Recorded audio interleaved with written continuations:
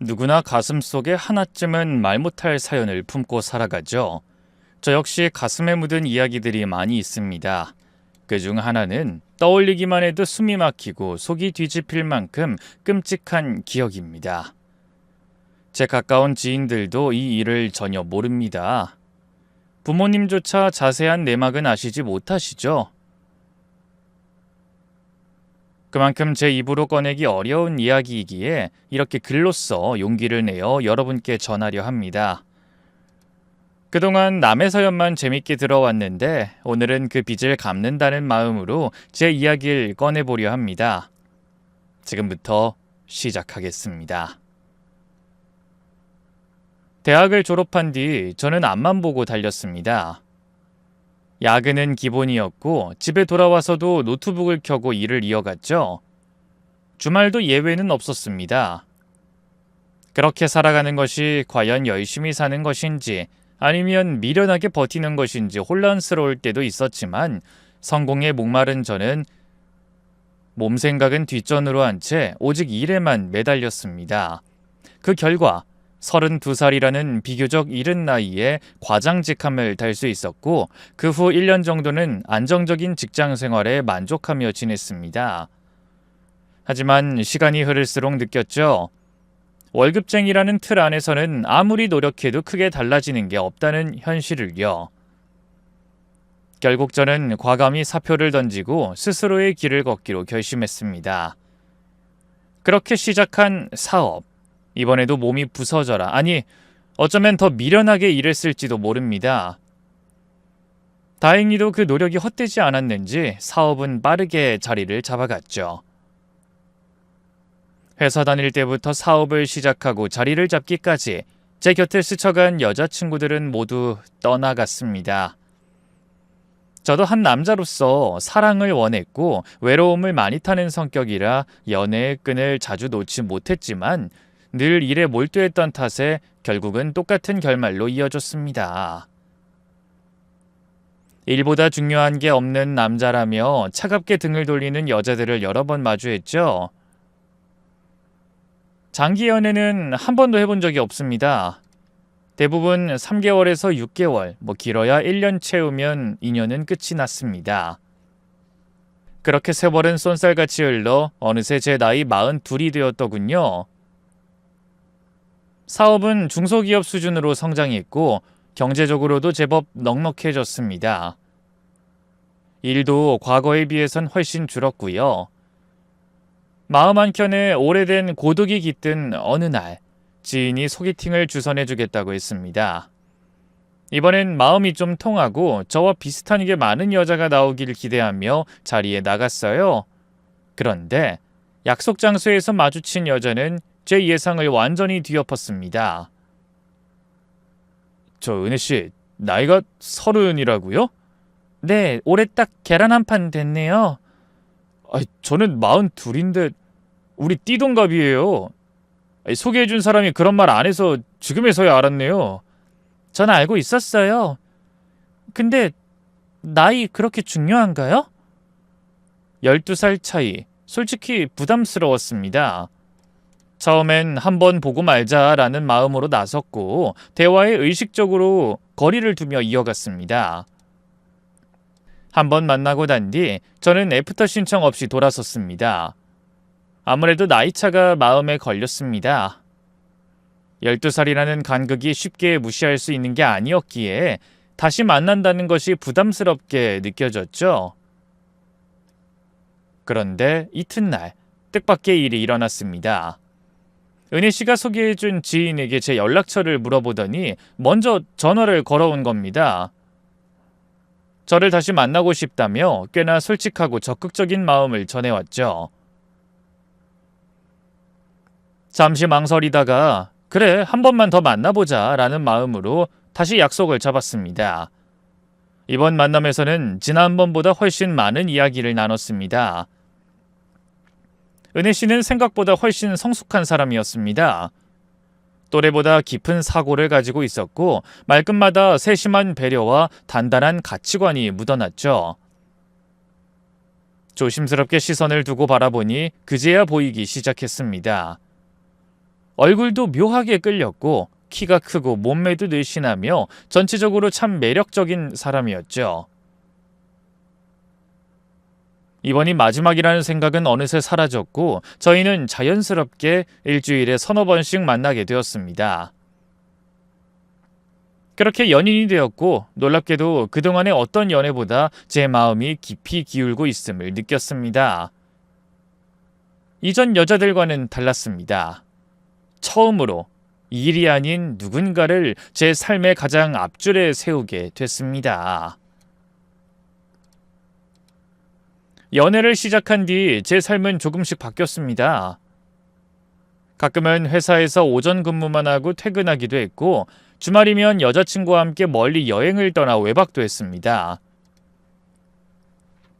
늘 규칙적이고 단조롭게 살아왔던 제게는 큰 변화였죠. 그런 제 모습이 낯설면서도 이상하게 싫지는 않았습니다. 시간이 흐르고 계절이 몇 번이나 바뀐 뒤에도 저는 여전히 그 사람과 함께 있었습니다. 사랑에 푹 빠져 지낸 시간이 벌써 1년. 또다시 시간이 흘러 제 나이 44이 되었을 무렵이었습니다. 사실 저는 스스로를 비혼주의자라 여기며 살아왔어요. 결혼이란 제게 있어서는 애초에 인생에서 고려할 대상조차 아니었죠. 어린 시절 부모님의 극심한 다툼으로 결국 이혼으로 끝났던 그 시간들이 제게 결혼에 대한 공포를 심어줬습니다. 사랑이 끝나는 날은 가족이 무너지는 날과 다르지 않았거든요. 그런데 어느 날 여자친구가 조심스럽게 입을 열었습니다. 오빠는 나랑 결혼 안 할 거야? 결혼? 결혼. 우리 사귄 지 2년 됐잖아. 서로 너무 잘 맞고 진심으로 아끼고 좋아하고. 나 오빠랑 평생 함께하고 싶어. 근데 결혼은 안 할 거야? 그 순간 숨이 턱 막혔습니다. 여자친구의 말은 분명 사랑 고백이었지만 제겐 오래도록 꺼내지 못했던 깊은 상처를 다시 꺼내보라는 말처럼 들렸습니다. 그게 말이지. 나 예전에 말했잖아. 난 비혼주의자라고. 어릴 때 부모님이 매일같이 싸우셨고 결국엔 이혼하셨어. 그걸 보면서 자라다 보니까 결혼이란 게 나한텐 좀 지옥 같은 이미지로 남았거든. 근데 그냥 이렇게 오래오래 연애하면서 지내는 게 난 더 좋다고 생각해. 그러자 여자친구는 조용히 제 눈을 들여다보며 말했습니다. 오빠, 그건 부모님 때문에 생긴 트라우마잖아. 내가 그 상처 다 지워줄게. 우리 결혼하자. 결혼하면 지금보다 100배, 아니 1000배는 더 잘할게. 오빠 내조 잘하면서 아이도 낳고 예쁘게 살고 싶어. 저는 끝내 거절하지 못했습니다. 그저 멋쩍은 웃음으로 얼버무리며 생각해볼게 라는 말만 남겼죠. 사실 저 같은 사람에게 여자친구는 너무 과분한 사람이었습니다. 고맙고 영광스러운 고백이었죠. 몇 달 동안 고민을 거듭했습니다. 하지만 시간이 갈수록 분명해졌습니다. 지금의 여자친구라면 앞으로 남은 인생을 함께 걸어도 좋겠다는 확신이 들었고 만약 이 사람을 놓친다면 평생 가슴 한켠이 허전할 것 같았습니다. 그렇게 저는 결혼을 결심했습니다. 결혼을 약속하고 양가 부모님께 인사를 드렸습니다. 은혜의 어머니와 남동생은 저를 따뜻하게 맞아줬고 제게 신뢰를 보내주셨습니다. 나이는 좀 있지만 성실하게 살아온 점과 회사를 운영하는 점을 긍정적으로 봐주신 것 같았습니다. 저희 어머니 또한 사랑스럽고 다정한 은혜를 마음에 들어 하셨고요. 모두의 축복 속에서 저희는 다가오는 봄에 결혼하기로 날짜를 잡았습니다. 결혼식까지는 약 5달 정도 남아 있었습니다. 그 시간 동안도 여느 때처럼 데이트를 하며 예비부부로서 더 깊은 사랑을 쌓아가기로 했죠. 그런데 그 무렵부터 여자친구에게서 전해보지 못했던 모습들이 하나씩 드러나기 시작했습니다. 은혜야, 어제 술 마신다더니 연락이 안 되더라. 내가 밤새 얼마나 걱정한 줄 알아? 아, 그랬어? 미안. 친구들이랑 좀 취했더니 집에 가서 그냥 뻗었어. 아, 그래도 전화는 받았어야지. 혹시 무슨 일 생긴 줄 알고 나 한숨도 못 잤어. 미안하다고 했잖아. 아, 오빠 잔소리가 좀 심하네? 아니, 꼭 꼰대 같아. 오빠 원래 이런 사람 아니었잖아. 꼰대? 아, 은혜야, 이건 그냥 기본이야. 술 마시고 연락이 두절되면 누가 안 걱정해. 우리 부부가 될 사람이잖아, 안 그래? 맞네. 말이 헛나왔어. 미안. 아, 우리 이제 결혼할 거잖아. 서로 약속은 지키자. 술도 좀 줄이고. 응, 알았어. 그날 저는 단지 술자리에서 있었던 실수 한 번쯤이라 여겼습니다. 하지만 그것은 시작일 뿐이었죠. 시간이 흐를수록 은혜는 잦은 술자리로 밤늦게까지 연락이 닿지 않는 날이 많아졌고, 특히 연말에 가까워지자 거의 한 달 내내 그런 일이 반복되었습니다. 연말이 지나고 새해가 밝아오자 저는 결단을 내리기로 했어요. 술 먹고 연락이 두절되는 습관은 도저히 봐주기 어려워서 솔직하게 이야기했답니다. 은혜야, 그동안 내가 모르던 네 모습을 2달 동안 충분히 봤어. 술 마시러 나가고 연락 안 되는 거, 이건 정말 신경 쓰여. 아무래도 우리 결혼은 없던 일로 해야 할 것 같다. 그러자 여자친구가 눈을 크게 뜨고 곧 눈시울을 붉혔습니다. 뭐? 오빠 지금 나랑 헤어지자는 거야? 네가 친구들이랑 술 마신다고 했지만 그게 사실인지도 잘 모르겠고, 연말 내내 거의 매일 연락이 안 됐잖아. 결혼해서도 이런 식이면 난 이미 감당 못할 거야. 지금 정리하는 게 맞는 선택일 수도 있을 것 같아. 오빠 미안해. 내가 잘못했어. 앞으로 술 끊을게. 진심이야. 은혜야, 너 사람들 만나서 술 마시는 거 좋아하잖아. 나 때문에 그걸 억지로 끊을 필요는 없어. 그냥 네가 하고 싶은 대로 살아가는 게 나을 수도 있어. 아니야. 친구들 다 정리할게. 난 오빠만 있으면 돼. 술은 다시는 안 마실게. 약속할게. 한 번만 봐줘, 제발. 울면서 잘못을 인정하고 고치겠다고 하더라고요. 저는 마음이 약해져서 여자친구의 말을 들어주기로 했습니다. 술을 끊으면 좋은 일이니까 그렇게 하라고 했고, 늦은 시간에 나가지 말라고도 단단히 일러뒀습니다. 그날 이후로 여자친구는 결혼 전까지 단 한 번도 술을 입에 대지 않았고, 늦은 시간에 외출하는 일도 없었습니다. 약속을 지키려는 모습이 분명했고, 저도 그런 여자친구를 다시금 믿게 됐죠. 그렇게 시간이 흘러 결혼식 날이 다가왔고, 저희는 가족과 친구들의 축복 속에서 무척 즐겁고 따뜻한 분위기로 결혼식을 잘 치렀습니다. 모든 게 완벽하고 사랑스러웠습니다.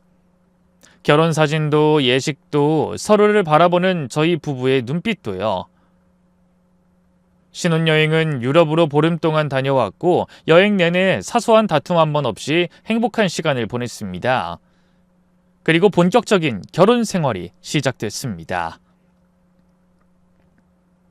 아내는 전업주부가 되어 집안 살림과 제 내조를 맡았습니다. 저는 회사 일에 집중하고 아내는 집안을 책임지는 그런 전통적인 역할 분담이 자연스럽게 자리 잡았죠. 그런데 아내는 생각 이상으로 살림을 잘했습니다. 요리는 물론이고 청소며 빨래, 정리정돈까지 못하는 게 없을 정도였죠. 특히 빨래와 다림질 솜씨는 전문가 수준이었어요. 이게 뭐야? 내 셔츠 새로 산 거야? 왜 이렇게 깨끗해? 아니, 그리고 다림질은 어떻게 했길래 이렇게 칼각이야? 오빠, 나 어릴 때 우리 아빠가 세탁소 하셨다고 했잖아. 그때 어깨너머로 이것저것 배운 게 있어서 다림질은 자신 있어. 아니, 당신은 정말 못하는 게 하나도 없네. 수고 많았어. 고맙고. 그냥 내가 할 일을 했을 뿐이야. 오빠 회사 잘 되는데 내 목도 있다는 거 잊지 말아줘. 아이, 그럼 우리 마누라가 이렇게 내조를 잘해주니까 내가 밖에서 일에만 집중할 수 있지. 당신 덕이 커. 그렇다면 말인데 나 용돈 좀 올려줘. 생활비 말고 나도 사고 싶은 게 있어. 알았어요, 마나님. 자, 여기 카드. 사고 싶은 거 마음껏 사요. 아싸! 오늘 제대로 득템했네. 그렇게 서로 원하는 걸 해주고 필요한 말을 아끼지 않고 건네며 살아가는 일상은 생각보다 훨씬 따뜻하고 평화로웠습니다. 이런 결혼 생활이라면 정말 늙을 때까지 함께해도 좋겠다는 생각이 들 정도였습니다. 아내는 결혼 후 반년이 넘도록 외출도 거의 하지 않았고 술은 아예 마시지 않았습니다. 저는 그 모습에 더 확신을 갖게 됐고 한층 더 편안하게 아내를 신뢰할 수 있었습니다. 그런데 시간이 지나 연말이 가까워지자 아내가 조심스럽게 말을 꺼냈습니다. 그 말투에서 약간의 긴장감이 느껴졌죠. 오빠, 나 친구들이랑 막년에 다녀와도 돼? 막년에? 아, 벌써 12월이네? 시간 진짜 빠르다. 친구들 만나서 술 많이 마시려는 건 아니지? 아니야, 정말 조금만. 적당히 마실게. 그래, 다녀와. 오랜만이잖아. 스트레스도 풀고 재밌게 놀다 와. 고마워, 오빠. 진짜 조금만 마시고 금방 올게. 그렇게 며칠 뒤에 아내는 친구들과 막년회에 나갔습니다. 저는 아내가 한 약속을 믿고 집에서 기다렸습니다. 그런데 밤 11시가 넘고 자정을 넘기기 시작해도 아내는 집에 돌아오지 않았습니다. 늦어질 수도 있다고 생각하며 처음엔 기다렸지만 이상한 건 연락이 전혀 되지 않는다는 점이었습니다. 전화를 걸어도 받지 않았고 문자도 카톡도 읽지 않았습니다. 무슨 일이라도 생긴 건 아닌가 불안한 마음이 점점 커졌고 저는 초조하게 휴대폰만 바라보며 거실을 서성이기 시작했죠. 새벽 2시가 넘어도 아내와는 연락이 닿지 않았습니다. 전화는 받지 않았고 카톡과 문자도 또 읽지 않았습니다. 처음엔 괜찮겠지, 곧 연락이 오겠지 싶어 기다렸지만 시간이 지날수록 불안은 점점 커져갔습니다. 결국 저는 아내의 친구들에게 연락을 돌리기 시작했죠. 다행히 몇몇의 연락처가 저장돼 있어서 전화를 걸어봤지만 모두들 제 전화를 받지 않았습니다. 일부러 피하는 건지 정말 못 받는 건지 알 수 없었지만 더 이상 기다릴 수는 없었습니다. 방법을 찾던 중 문득 아내의 절친이 자주 인스타그램에 일상을 올리는 게 떠올랐습니다. 그래서 바로 아내 친구의 계정에 들어가 봤고 1시간 전쯤 올라온 게시물이 하나 눈에 띄었습니다. 사진은 술집 내부에서 찍힌 것이었고 배경에 보이는 인테리어가 낯익었습니다. 전에도 몇 번 지나친 적 있는 곳이라 위치를 단번에 알아챌 수 있었습니다. 저는 서둘러 차를 끌고 그 술집으로 향했습니다. 가게 앞에 도착했을 땐 이미 심장이 빠르게 뛰고 있었고 이마엔 땀방울이 맺혔어요. 두리번거리다 이윽고 아내가 보였습니다. 아내의 친구들도 함께 있었고 여러 명의 남자들도 있었습니다. 모두 다 화기애애한 분위기 속에서 술을 마시며 웃고 떠들고 있었죠. 그 모습은 마치 아무런 문제가 없다는 듯 평온했습니다. 제가 한참을 멀리서 서 있었는데 아내의 친구 중 한 명이 저를 먼저 알아봤습니다. 저기 형부다. 은혜야, 네 남편 왔어. 아내가 고개를 돌렸고 제 시선과 마주친 순간 아내의 얼굴은 금세 굳어졌습니다. 밝던 표정이 순식간에 어두워졌고 저는 아직 아무 말도 하지 않았지만 아내는 곧바로 자리에서 일어나 저에게 걸어왔습니다. 오빠, 여긴 어떻게 알았어? 그게 중요한 게 아니라 여보, 연락이 왜 이렇게 안 돼? 지금 새벽 2시가 넘었어. 카톡 한 통도 없고 전화도 안 받고 무슨 일 있는 줄 알았어. 친구들이랑 술 마시고 노느라 몰랐지. 근데 오빠, 지금 나 의심해서 여기까지 온 거야? 의심이 아니라... 아니 근데 말이야, 분명 친구들이랑 논다고 했는데 여기 와보니까 남자들도 있잖아. 나 솔직히 이 상황 불편해. 저 남자들 누구야? 다 친구들이야. 대학 동창들. 그냥 똑같은 친구들이라고. 아내는 전혀 미안한 기색 없이 오히려 제가 문제라도 되는 것처럼 따지듯 말했습니다. 그 태도가 더 당황스러웠죠. 상황이 이런데도 오히려 제가 혼나야 할 이유가 뭐였을까요? 은혜야, 난 남녀 사이 친구가 없다고 생각해. 특히 결혼한 사람이 이 시간에 남자들이랑 어울려 있는 건 잘못된 거라고 봐. 그리고 지금 시간도 너무 늦었어. 이제 그만하고 나와. 왜 그래, 쪽팔리게. 여보, 지금 뭐 하는 거야? 이 상황에서 화낼 사람은 나 아니야? 진짜. 알았다니까. 옷이랑 가방 챙겨올게. 잠깐만 기다려. 아내는 인상을 찌푸린 채 자리로 돌아가 옷과 가방을 챙겼고 못마땅한 표정을 한 채 절 따라 나왔습니다. 집으로 돌아가는 길, 차 안은 말 그대로 무겁고 침묵으로 가득했습니다. 저는 참고 있던 말을 꺼내며 아내에게 잔소리를 했습니다. 그런데 아내는 아무 말도 하지 않더라고요. 그날 아내와 말다툼을 한 뒤로 사흘 동안 말을 하지 않았습니다. 정확히 말하면 아내가 무건수행을 하듯 입을 꾹 다물고 지냈죠.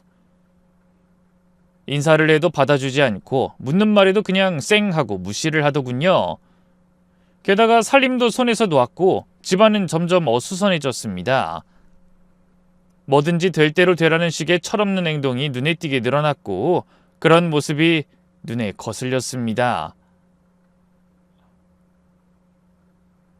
하지만 저는 그냥 시간이 지나면 나아지겠지 싶어 딱히 뭐라 하지 않고 조용히 참아줬죠. 그렇게 사흘이 지나고 이틀이 더 흘렀습니다. 아내는 아무 일도 없었다는 듯 갑자기 콧소리를 내며 제 옆으로 다가왔어요. 오빠, 자기야. 왜 이래? 뭐 당신 이제 화 풀린 거야? 아, 내가 언제 화가 났다고 그래. 나 화 안 났는데. 오빠야, 나 부탁 하나만 해도 돼? 참나. 뭔데? 뭐 또 술 마시러 나가게 해달라는 거야? 아니야, 그런 거 아니고 내 동생 있잖아. 오빠 회사에 자리 하나만 만들어서 걔 좀 취직시켜줘. 자리 좀 만들어주면 안 돼? 처남은 당시 갓 30살이었습니다. 고등학교 졸업 이후 별다른 직장 경력도 없었고 기술이라 할 만한 것도 없었습니다. 평소에도 장기간 놀며 지냈던 걸 알고 있었기에 저는 조심스럽게 물어봤습니다. 우리 회사 프로그램이랑 문서 작업이 많은데 PPT나 엑셀, 영상 편집 같은 거 처남이 할 줄 알아? 글쎄, 걔가 여태 놀기만 해서 그런 건 하나도 못할걸? 그럼 좀 곤란한데. 우리 회사 작긴 해도 직원들 스펙이 다들 만만치 않아. 괜히 낙하산 소리 듣고 민망한 상황 생기느니 다른 직장 알아보는 게 낫지 않을까 싶어. 그렇게 말하자 아내는 방금 전까지만 해도 귀엽게 웃던 얼굴에서 콧소리를 싹 거두고 표정을 굳히더니 짜증 섞인 목소리로 말했습니다. 처음부터 잘하는 사람이 어딨어? 그냥 오빠가 밑에 두고 가르치면 되잖아. 오빠, 내 동생도 이젠 오빠 가족이야. 가족 좀 도와주는 게 뭐가 그렇게 어려워? 알겠어. 생각해 볼게. 생각을 꼭 해봐야 돼? 진짜 짜증난다. 오빠 보면 볼수록 정없는 사람이야. 알아? 저는 그 말에 잠시 할 말을 잃었습니다. 단지 공과 사를 구분해서 이야기했을 뿐인데 아내는 자기 뜻대로 되지 않아 제가 정이 없는 사람이라고 몰아붙였습니다. 말이 잘 통하지 않는다는 생각이 들었고 그 순간부터 어쩐지 마음이 서늘해졌습니다. 그리고 아무리 생각해봐도 능력도 준비도 되지 않은 처남을 제 회사에 무리하게 끌어들이는 건 도저히 받아들일 수 없었습니다. 제가 처남을 회사에 취직시키지 않자 아내는 또 시위라도 하듯 살림을 완전히 놓아버렸습니다. 빨래는 쌓여가고 설거지는 방치된 채 싱크대에 가득했죠. 셔츠도 다림질이 되어 있지 않았고 저는 구겨진 셔츠를 그대로 입고 출근해야 했습니다. 처음엔 언짢았지만 화가 풀리면 다시 돌아오겠지 하는 마음으로 그냥 넘겼습니다. 하지만 보름이 지나도 아내의 태도는 바뀌지 않았습니다. 말도 거의 하지 않았고 무언의 냉기만 집안에 가득했죠. 저는 답답한 마음에 먼저 다가가 보기로 했습니다. 어느 날 밤 침대에 누운 아내의 어깨에 조심스럽게 손을 올리며 말을 꺼냈습니다. 여보, 아직도 화 안 풀렸어? 미안해. 처남이 좀 더 준비가 되면 그때 불러볼게. 일단 학원이라도 다니라고 해보자. 그러자 아내는 단호하고 거친 목소리로 말했습니다. 내 몸에 손대지 마.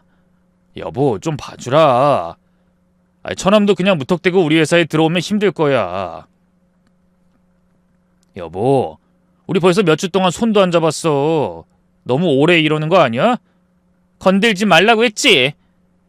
나랑 자고 싶으면 내 부탁부터 들어주든지. 뭐라고?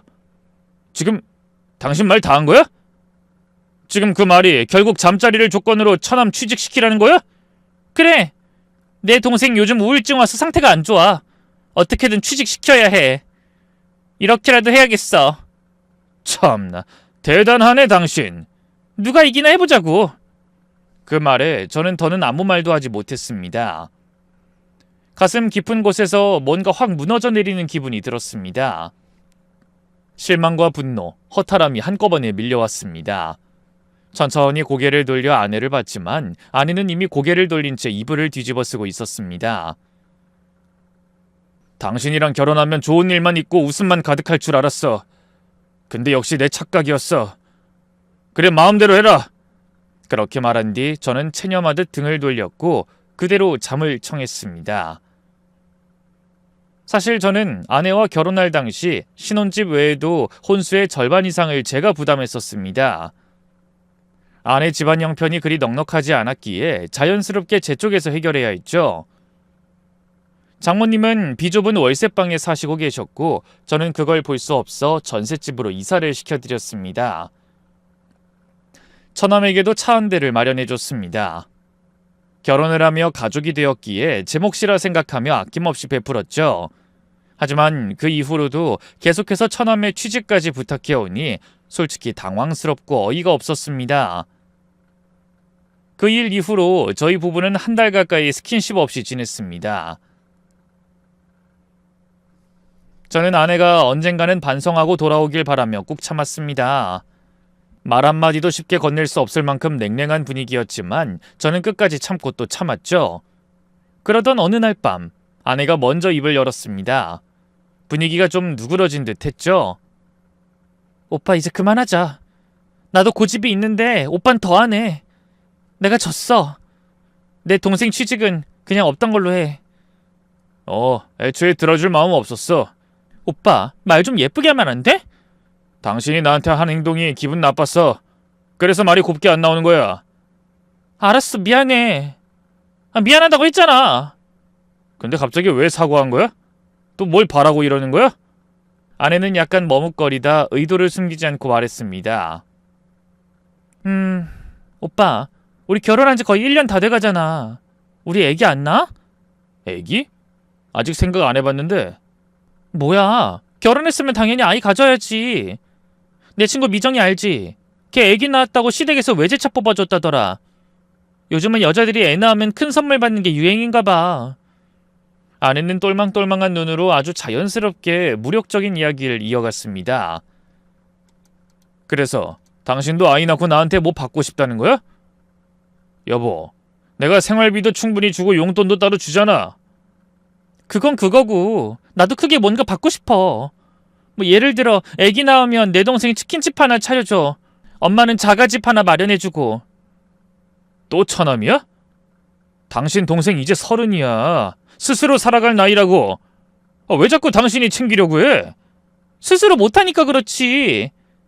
걔 뭐 하나만 시작하면 진짜 잘할 애야. 근데 지금은 기회도 없고 계속 제자리 걸음이잖아. 처남을 또 조건으로 거론하며 이세 이야기를 꺼내니 기분이 썩 좋지 않았습니다. 그래서 저는 대답을 피했고 그 이야기를 더 이상 이어가고 싶지 않아 그냥 무시해버렸습니다. 그날 퇴근길, 회사 직원 한 명이 가족과 함께 있는 모습을 우연히 보게 됐습니다. 김대리, 자네 딸이야? 네 대표님, 제 딸이에요. 귀엽죠? 와, 정말 사랑스럽다. 대표님은 아직 아기 소식 없으세요? 아직. 그 아이를 보는 순간 한참 동안 눈을 떼지 못했습니다.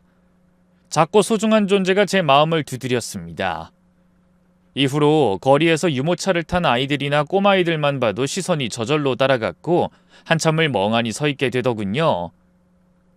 비혼주의자였던 제가 결혼을 했고 이젠 아이까지 갖고 싶다는 생각이 스스로 들었습니다.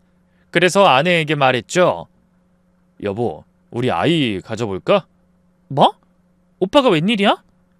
그냥 나도 아이 있었으면 좋겠어. 예쁠 것 같고 뭔가 가슴이 찡했어. 오늘 회사 직원 딸을 봤는데 눈을 뗄 수가 없더라. 길에서 본 애기들도 너무 사랑스럽고 말이야. 아무래도 아이를 낳고 싶은 것 같아. 아내는 활짝 웃더니 고개를 끄덕이며 말했습니다. 이제야 오빠한테서 사람 냄새가 나는 것 같네. 좋아, 대신 조건이 있어. 또? 내 동생 치킨집 하나. 그리고 엄마는 자가집. 오빠 그 정도는 해줘야지. 당신 또 조건 걸어? 이번엔 장모님 집까지? 진짜 너무하네. 미안하지만 우리 집 형편 알잖아. 이런 식으로라도 기회를 만들어야 해. 오빠, 그 많은 돈 그냥 쌓아만 두고 뭐해? 있을 때 좀 베풀자, 응? 저는 단호하게 거절하려 했지만 입에선 전혀 다른 말이 나왔습니다. 그래, 당신이 아이만 낳으면 해달라는 거 다 해줄게. 됐지? 정말? 진짜 약속한 거다? 그렇게 저희 부부는 아이를 갖기 위해 노력하기 시작했습니다. 그런데 문제는 제 몸이 예전 같지 않았다는 겁니다. 기운도 없고 마음은 간절한데 몸이 따라주질 않았습니다. 오빠, 애기 나 혼자 가져? 참, 나 가지가지 한다. 미안해. 나이가 있다 보니 이럴 줄 몰랐네. 됐어. 그냥 그만 가자. 애기는 무슨 하늘의 별도 못 따는 주제. 저는 결국 병원에 갔고 처방약을 받아 매일 꾸준히 복용하며 몸을 추슬렀습니다. 체력 관리도 다시 시작했고 힘들지만 포기하지 않았죠. 그렇게 몇 달이 지난 어느 날 아내가 밝은 얼굴로 초음파 사진을 내밀었습니다. 오빠, 나 임신했어. 정말이야? 아들이래 딸이래? 아직은 모른대. 좀 더 있어봐야 한대. 그래, 뭐 아들이면 어떻고 딸이면 어때? 그냥 건강한 아이만 낳으면 되지. 여보, 정말 잘했어. 오빠, 그럼 내 동생 치킨집이랑 우리 엄마 집은? 여보, 분위기 깨게 또 그 소리야? 우리 아이 태어나면 그때 내가 다 알아서 해줄게. 알았어. 그럼 오빠 말 믿는다. 아내는 여전히 계산적이고 욕심이 많았지만 그 순간만큼은 그런 단점들이 눈에 들어오지 않았습니다. 아내가 임신했다는 사실 자체가 너무 기뻤고 모든 불만도 서운함도 일시적으로나마 사라졌습니다. 그리고 이상하게도 연애 때보다 지금이 훨씬 더 예뻐 보였습니다. 마치 콩깍지가 새로 씌인 것처럼요. 저는 평소엔 회사에서 일할 때는 웬만하면 연락을 잘 하지 않았습니다. 하지만 아내가 임신한 뒤로는 달라졌습니다. 1시간에 한 번씩 전화하고 카톡을 보내고 그 답장을 또 기다리곤 했습니다. 여보, 어디 아픈 데는 없어? 우리 애기 발차기 해? 입덧이 좀 심해서 아무것도 못 먹었어. 아이고, 우리 마누라가 고생이 많네. 못 먹어서 어떡하냐. 오빠, 나 요즘 너무 신 거 먹고 싶어. 아주 신맛이 강한 레몬을 통째로 씹어 먹고 싶어. 레몬? 그거 어디서 파는 거지? 내가 지금 사갈까? 오빠 일하잖아. 됐어. 그냥 참을게. 아니야. 내가 레몬도 사고 다른 과일도 종류별로 다 사갈게. 지금 바로 출발할게. 아내는 입덧이 심해서 밥은 거의 못 먹었습니다. 대신 제가 사다주는 과일들을 조금씩 먹었고 그나마도 입맛이 맞는 것만 겨우 받아들였습니다. 저는 회사에서 7시 넘을 때까지 일하고 집에 가던 사람이었지만 이젠 오전 근무만 마치고 퇴근하거나 오후 3시쯤 서둘러 업무를 정리한 뒤 곧장 집으로 향했습니다. 사무실에서도 마음은 온통 집에 있는 아내에게 가 있었고 일보다 아내의 상태가 더 중요하게 느껴졌습니다. 그렇게 하루하루가 바뀌었습니다. 그런 와중에 아내는 몸이 무겁고 불편하다는 이유로 저를 작은 방으로 보내고 각방을 쓰자고 했습니다. 임신 중이니 이해할 수 있었고 저도 억지로 함께 자자고 고집하진 않았습니다. 하지만 마음은 달랐습니다. 아내가 임신을 하면서 오히려 더 사랑스럽고 더 가까이 있고 싶다는 생각이 들었고 그래서 참지 못하고 어느 날 조심스럽게 안방을 들어갔습니다. 여보, 우리 같이 잘까? 오늘은 당신을 안고 싶어. 안 돼. 의사가 조심하라고 했고 나 몸도 아파. 싫어. 그래? 근데 의사는 임신 중에 부부관계 나눠도 괜찮다고 했는데. 내가 싫다니까. 나가 좀. 알았어. 당신 몸이 우선이지. 그냥 꼭 참고 잘게. 저는 그날 조용히 다시 작은 방으로 돌아갔습니다. 그런데 그쯤부터 아내는 외출이 잦아졌습니다.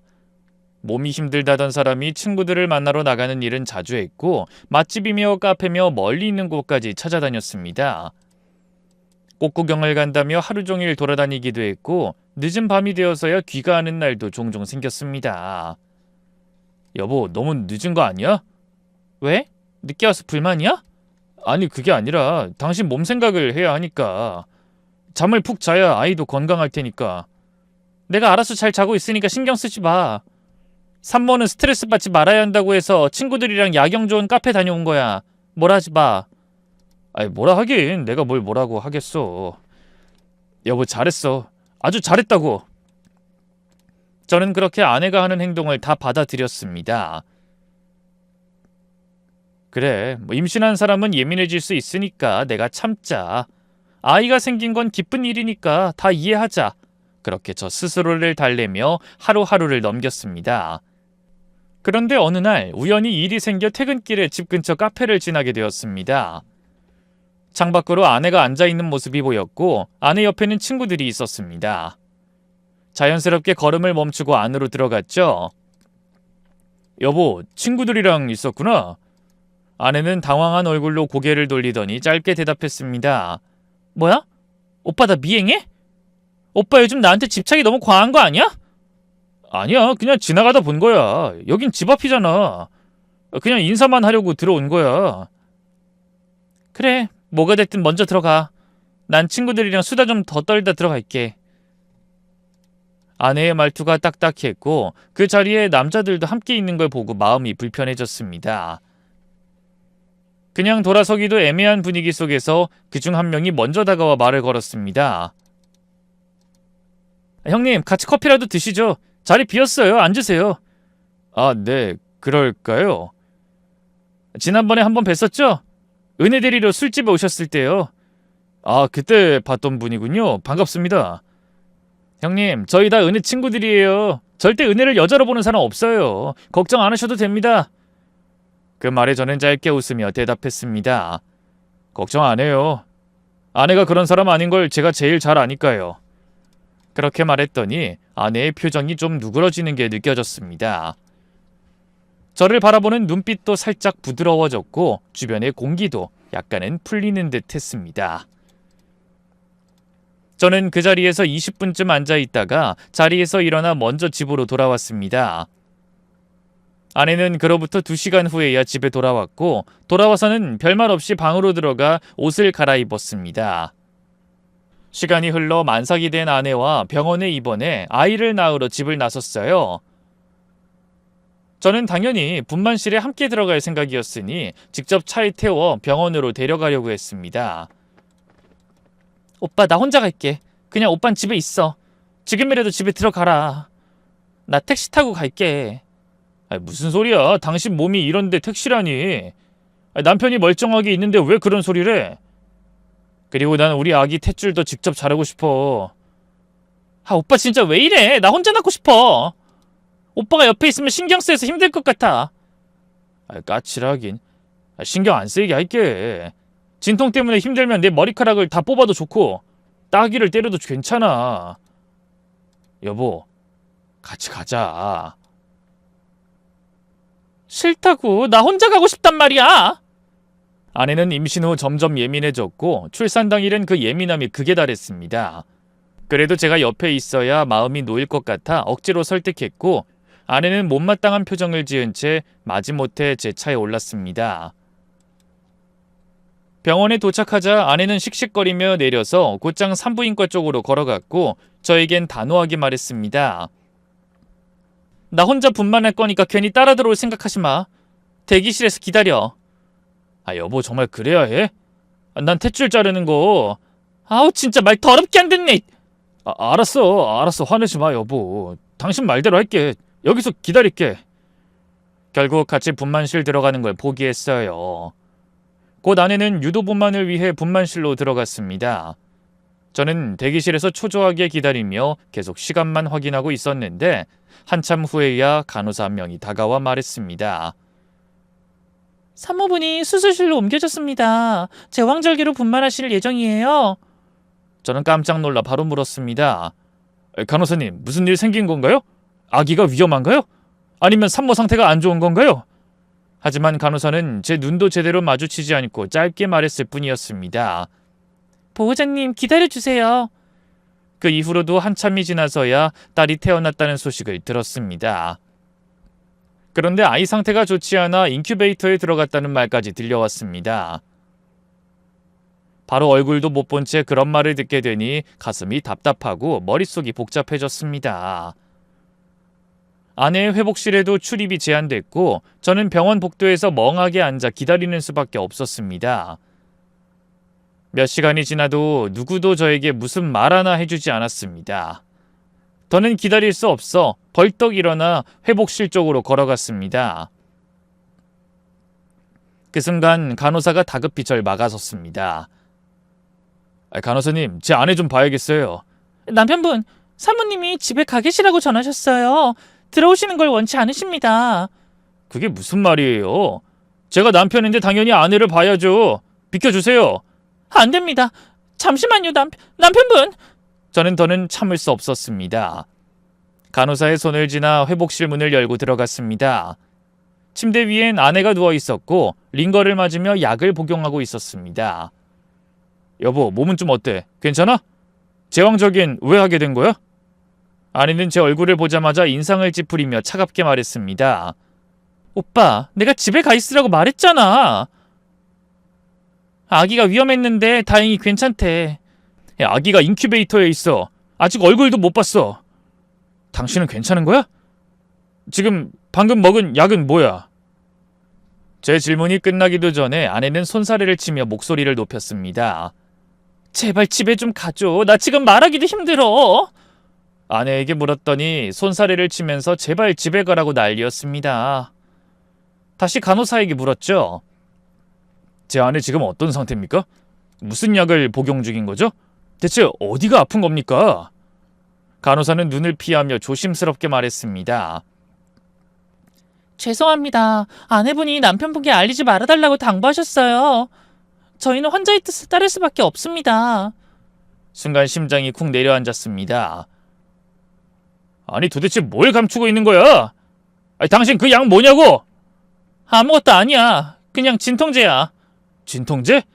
내가 직접 확인하겠어. 아내가 뒤로 숨긴 약통을 강제로 빼앗았습니다. 작은 병에 적힌 알 수 없는 영문 표기들. 핸드폰으로 검색해본 순간 심장이 철렁 내려앉았습니다. 성병 치료제라고 나오더군요. 숨이 막히듯 가슴이 조여왔습니다. 임신한 이후로 단 한 번도 아내를 안아본 적이 없는데 정말 충격이었죠. 이게 뭐야? 성병? 그것 때문이야? 그래서 제왕절개한 거야? 간호사를 향해 목소리를 높였지만 아내는 말없이 고개를 숙였습니다. 그때 아내가 흐느끼며 입을 열었죠. 오빠 미안해. 미안? 뭐가? 말해봐. 너 설마 바람이라도 피운 거야? 정말 미안해. 그제야 모든 게 맞물렸습니다. 출산 당일 끝까지 혼자 병원에 가겠다고 고집부린 것도, 제 손을 매몰차게 뿌리치던 그 눈빛도 이유를 알 것 같았어요. 그래서 혼자 병원에 가겠다고 고집을 부린 거구나. 네 병을 들킬까봐. 혹시 아이도 내 딸 아닌 거냐? 아니야. 오빠 아이 맞아. 우리 딸이야. 제발 믿어줘. 하지만 이미 마음은 무너져버린 뒤였습니다. 추악하고 역겨워. 그놈 누구야? 누가 너한테 그런 병 옮겼냐고? 오빠도 2번 봤던 내 동창 친구. 뭐라고? 설마 그 술자리에서 봤던 놈? 집 앞 카페에서 마주쳤던 그 자식? 아내는 말을 잇지 못한 채 고개를 천천히 끄덕였습니다. 더는 견딜 수 없어 병원 문을 박차고 나왔습니다. 그리고 아내 친구에게 전화를 걸어 바람난 그놈의 행방을 물었습니다. 그놈은 아주 편안하게 회사에 앉아 있었습니다. 커피를 홀짝이며 앉아서 노가리를 까고 있길래 당장 다가가서 멱살부터 잡았습니다. 이 짐승 같은 놈아, 네가 무슨 짓을 했는지 알아? 형님, 여긴 어떻게... 근데 왜 이러세요? 여긴 회사라고요. 형님, 웃기고 있네. 내 아내랑 놀아난 것도 모자라 성병까지 옮긴 개자식아. 임신한 여자랑 바람을 피워? 넌 사람도 아니야! 덕분에 내 아낸 제왕절개했고 내 딸이 위험할 뻔했어! 네가 한 짓이 얼마나 역겨운 줄 알아? 제 분노는 사방으로 번졌고 그 회사를 울릴 만큼의 고함이 터져나왔습니다. 사람들이 하나둘 고개를 돌려 절 봤고 놀란 눈동자들이 제게 쏠렸습니다. 하지만 누구 하나 말리는 사람은 없었습니다. 아니, 아마 다들 속으론 맞아도 싸다고 생각했던 모양입니다. 저는 그 자식을 주먹으로 발길로 정신이 혼미해질 때까지 내리쳤습니다. 상간남을 완전히 조져놓고 나서야 비로소 숨을 고를 수 있었습니다. 병원으로 돌아와 인큐베이터 앞 의자에 앉아 아기 얼굴을 볼 수 있을 때까지 꼼짝 않고 기다렸어요. 긴 시간 같았지만 그조차도 뭔가 속죄처럼 느껴졌습니다. 잠시 후 간호사가 조심스럽게 안에서 걸어 나왔고 내 딸을 품에 안고 저에게 보여줬습니다. 작디작은 얼굴, 고사리 같은 손, 새하얀 얼굴에 붉은 혈관이 비쳐 보이는 그 모습. 세상 그 무엇과도 바꿀 수 없는 너무도 예쁘고 사랑스러운 아이였습니다. 그 순간 가슴 한 구석이 뭉클하게 무너져 내렸지만 저는 마음을 다잡았습니다. 유전자 검사를 해보고 친자인 걸 확인하기 전까진 품에 안을 수 없다고 말이죠. 저의 감정을 믿지 말고 결과를 믿자고 마음속으로 외쳤죠. 그렇게 다짐한 채 병원을 나서려는데 아내가 어느새 병실에서 걸어나와 저를 붙잡았습니다. 눈빛이 간절했고 목소린 떨렸습니다. 오빠, 나 진짜 미안해. 잘못했어. 근데 정말 이번이 처음이었어. 오빠 용서해줘. 닥쳐. 그 더러운 변명 듣고 싶지도 않아. 너 때문에 내 딸이 위험할 뻔했어. 내가 너를 용서할 것 같아? 두고 봐. 네가 벌인 짓 하나하나 끝까지 책임지게 해줄 테니까. 전 그대로 병원을 나와 곧장 집으로 돌아갔습니다. 그리고는 아내의 물건을 하나하나 다 끌어내어 베란다로 던지고 쓰레기 봉투에 쑤셔 넣어버렸어요. 아내의 흔적을 눈앞에서 지워야만 살 것 같았으니까요. 침대 시트까지 베개 커버까지 다 바꿨습니다. 그렇게 보름이 흘렀고 유전자 검사 결과가 나왔습니다. 제 딸이 맞았습니다. 문서 한 장이 이렇게 사람 마음을 바꾸다니 기가 막히기도 했지만 가슴속에 묵직하게 남아있던 응어리가 그제야 조금씩 녹아내렸죠. 바로 병원으로 다시 갔습니다. 아내의 병실에 들어가 이혼 소장을 내밀었고 단호하게 말했죠. 양육권은 물론이고 위자료도 청구할 거야. 너도 변호사 알아봐. 법정에서 보자. 아내는 얼굴을 잔뜩 일그러뜨린 채 울먹이며 말했습니다. 오빠, 진짜 이혼까지 해야 해? 나 실수였어. 정말 한 번만 봐주면 안 돼? 나 이렇게 빌게, 어? 그 말과 동시에 아내는 병상 위에서 무릎을 꿇고 두 손을 모아 제 앞에 고개를 숙였습니다. 눈물로 범벅이 된 얼굴. 하지만 내 마음은 미동도 하지 않았습니다. 무조건 이혼이야. 그리고 너랑 그 상간남 사회에서 발 디딜 곳 없게 만들 거야. 추악한 짓 벌인 대가 똑똑히 치르라고! 아내는 울먹이다가 이내 체념한 듯 중얼거렸습니다. 그럼 딸은 오빠가 키워. 난 못 키워. 그 말에 저도 모르게 피식 웃음이 나왔습니다. 뭐? 이제 막 애 낳은 여자가 딸을 그냥 버리겠다고? 넌 진짜 끝까지 대단하다. 어차피 나 능력도 안 되고 키울 자신 없어. 위자료도 못 줘. 돈도 없고. 그냥 오빠가 해준 거 다 가져가. 그렇게 하자. 아내의 말은 참으로 싸구려였고 마음가짐은 밑바닥 그 자체였습니다. 결국 저는 법적 절차 없이 바로 이혼 도장을 찍고 돌아섰습니다. 그 후 딸을 어머니가 계신 본가로 데려갔고 저는 애딸린 돌싱이 되었습니다. 이혼하고 나서는 편하기는커녕 머리가 매일매일 빙빙 돌았습니다. 전처가 너무나도 끔찍한 짓을 저질렀기에 한동안은 충격 때문에 일을 제대로 못했어요. 하지만 제 딸로 인해 다시 살아갈 이유를 붙잡을 수 있었습니다. 저희 어머니가 4, 5개월 정도 아이를 봐주시다가 결국 힘에 부친다고 하셔서 베이비시터를 낮과 밤에 한 명씩 고용했습니다. 그리고는 다시는 결혼 따윈 하지 않겠다고 굳게 마음을 먹었죠. 어느 날 어머니가 슬며시 말하시더군요.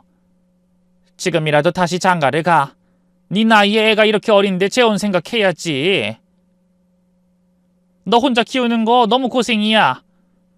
아니, 누가 나 같은 사람한테 시집을 오겠어요. 40 중반에 돌 지난 애까지 있는데. 하지만 얼마 지나지 않아 어머니가 선자리를 주선해 주셨고 저는 그저 예의상 엄마 체면 때문에 나갔습니다.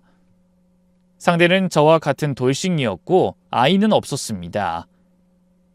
처음엔 어색했지만 이야기를 나누다 보니 느낌이 참 좋더군요. 저 딸이 하나 있어요. 이제 막 첫 돌 지났습니다. 그 말에 여자는 오히려 반가워하며 말했습니다. 어머, 너무 예쁘겠어요. 사실 전 불임이어서 그것 때문에 이혼했거든요. 그래서 꼭 아이를 키워보고 싶었어요. 그럼 저 같은 사람이랑도 재혼 생각 있으신가요? 그게 아니면 여기 왜 나왔겠어요? 여자는 그렇게 말하며 웃었고 그 미소는 오래도록 제 마음을 맴돌았습니다. 몇 번의 만남 끝에 여자가 먼저 손을 내밀었고 짧은 연애 끝에 혼인신고를 했습니다. 새 아내는 능력도 좋았고 저보다 훨씬 더 똑부러졌습니다. 무엇보다 마음이 잘 통했고 밤에도 참 잘 맞았죠. 그리고 제 딸을 친딸처럼 아주 잘 키워주고 있답니다. 이제야 진짜 제 사람을 만난 것 같았습니다. 말로 다 할 수 없이 고마웠고 눈만 마주쳐도 미안함과 존경이 동시에 피어났습니다.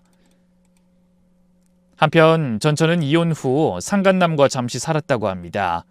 하지만 그 상간남이 저의 난리 때문에 회사에서 잘리고 재취업을 못해서 무능하다고 욕하며 헤어졌답니다. 그리고 또 다른 남자를 만났지만 얼마 못 가 요도암 진단을 받았다고 하더군요. 한때 성병으로 나를 충격에 빠뜨렸던 전처가 이제는 암투병으로 고통받고 있다는 소식이 들려왔지만 솔직히 말해 관심 없습니다. 전처의 이야기를 더는 듣고 싶지도 않았고 알아야 할 이유도 없었으니까요. 전처는 그렇게 기억 속에서 지워버렸어요. 새 아내와 딸과 함께 사는 지금이 제 인생의 최고의 행복한 순간 같습니다. 요즘은 소소하게나마 기부를 하고 아내와 함께 한 달에 2번씩 봉사활동도 다니며 조용히 따뜻하게 살고 있습니다. 저의 긴 이야기에 손에 땀을 쥐고 끝까지 들어주셨다면 감사할 것 같습니다. 그럼 여기서 인사드릴게요. 진심으로 감사합니다. 모두 행복한 하루 보내세요.